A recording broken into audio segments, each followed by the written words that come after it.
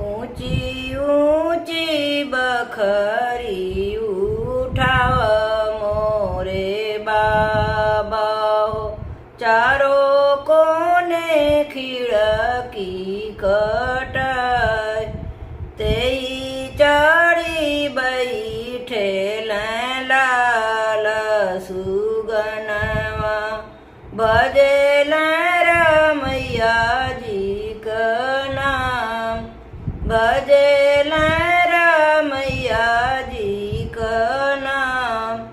हरदी के पात चिट्ठी लिखे बेटी के बाबा, भेजे समधी जी के हाथ, भेजे समधी जी के हाथ।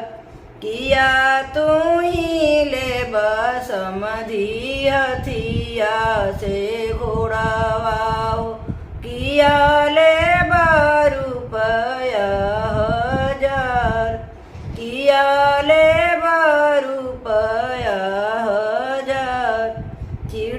चिठिया पड़त समधी मना मुसुकाल, बोलल समधी जी से बात, नहीं हम लेब समझी हथिया से घोड़ावाओ, नहीं लेब रुपया हजार, नहीं लेब रुपया हजार।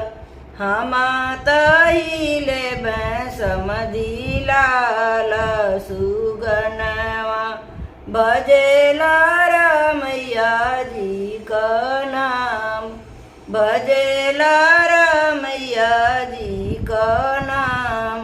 हाथी जे देवो समधी घोड़ावा जे देवो, देवो में रुपया हजार, देवो में रुपया हजार।